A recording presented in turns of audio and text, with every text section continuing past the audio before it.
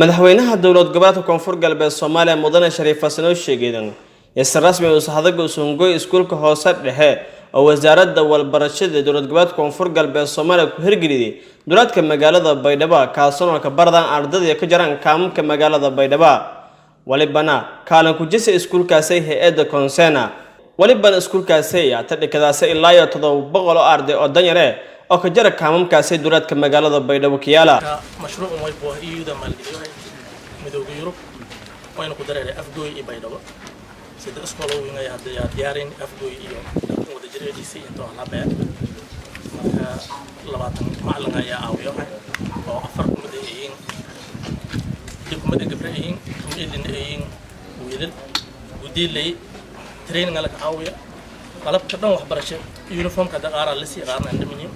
Abdullahi Ali Watiga gadoomiyaha degmada Baydhabo ayaa ku hadlay iskuulkan lagu hirgeliyay duleedka magaalada Baydhabo oo wasaaradda walbarashada dowlad goboleedka koonfur galbeed Soomaaliya kuma hanagay dadaalada walbarasho ee kuwada wasaaradda deegaanada koonfur galbeed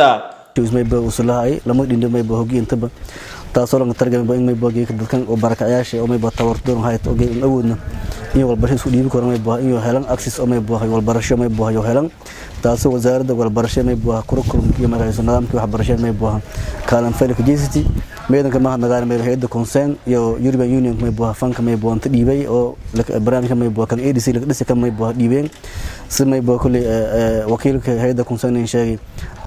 wasiirka walbarashada dowlad goboleedka koonfur galbeed Soomaaliya Maxamed Abuukar ee madaxweynaha ku waramay muhiimadda sunnay ardayda danyartee walka baraas iskuulkan uu soo kuma hanagay hay'adda garanti ku jeesitay iskuulkaasi dhisayay isoo wasiirku sheegay in iskuul beeslaan kale ku hirgeli doonaan kaamka magaalada Baydhabo ma ilaahay ha kuna noolo qeyb gali intii iskuulkiin furteedan kama santa wana ka dhaayana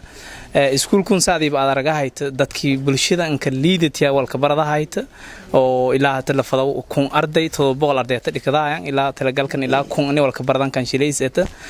wayba ma hadaasna inta badan isku leeyahay Consent oo taageertay ka wasaaradda waxbarashada ahaan ani una hergelina bulshada anka baahanayti una deersin waxbarashadii antii taasnin suurta galideedan kama hasanyin sidaadii baad aragayt bulshada way la rajay inta badan gibro noo walma baradaayaan sidaadii baad aragayt madaxweyne dhamaan gibro anka badan hata kuriitiyo ku badan iskuulkuna geeka mayla ha kun shilin malku qaadahay ardaydun si beeslaan ay walka baradaayaan macallimiintiina lacagdiyo wal biyahay hay'adan oo dhiibahayta dhamaan walaagii buugaag galaban baahnaayeen wal dhameystiri saasoo kale geeka su ku muuqato uniform laantiin uniform joogto walan turahay marka dhamaantii wal siyahay maadaama bulshada awoodna daantii oo yaalsho dhoon uniform in wada gadan dhamaan walan tulahay markan dhamaan adeegyadii oo baahnaayeen Shariif Xasan sheegay ee madaxweynaha dowlad goboleedka koonfur galbeed Soomaaliya iswiin kuma hanagay hay'adda kaalinta ku jeesitay intii iskuul danyarta si bilaash walan ku bardaan la hirgeliyay duleedka magaalada Baydhabo oo bulshada ka baaqay iyo ilaalsan iskuulkan awlaadii walka baradaayaan dowladdan laha ay hato la kabsado hay inta baruntii walbana qobadan eedan kama nagaa iyo hay'adda fuliida Consent naftiina runtii in ma nagaan walbana wadanku ku qobadan in walbadan kala qobadan runtii eedan ka baaqana ilaahay insha Allah dadweynaha qaybasha shil duwan nabadda horta waleedan faylo bal nabadda ka wada shaqeeyay in walbarashada iftiin waaye walbarasho laana mugdi waaye laakiin tun dhalinyaro antun ayaale antun awlaade geek aftiin biyo hayo oo mugdi ku biyo hayo runtii wal faylo qabadi eedan ka mahadnagaana in wasaaradda gaar ahaan wasiirka dadaalka sheeyna runtii suuna ka mahadnagaana gudoomiyaha gobolka iyo gudoomiyaha degmada oo yoon aan kula hiraahayna dadaalsho wal alla waliba ummaduntan horumarsha ay ku shaqeeyaan eedan ka mahadsiin en dadka awlaadiyo xaaladan iyo waqtoon la ka jar inay wal baradaan naftiyo go'aansaday awlaadiyo iskoolkan dirahay naftiyoon eedan ka mahadsiin awlaadun yar yar oo wal barashada tan surugna wali in rajeeyay wal barasho iyo horumar iyo cilmo naafac inay baradaan oo ilaahay ka anfacaya ilaahay ku tugana iyo islaamnimada oo haysadaa bidin leel kariim marka eedeedan ma santin iskoolkan wali balanaha guul aan rajeeyana inay dad badan hasaara wali warshad waaye warshad ummadda dhan ku faa'iideyso walbadan laha ku saara ummado dalkan iyo dadkan iyo diintan anfacaas in iskoolkan laha ku saarayaan rajeeyana in alla intii xoolo galiidi ama fikir galiidi ama waqti galiidi oo wasaaradda iyo gudoomiyaha gobolka iyo gudoomiyaha degmada iyo booliiska iyo dadka nabadda ku shaqeeya ilaahay nabad sheeno kore dhamaantii oo mahadnagaana nabad laantay walba malweelo kore ciidamada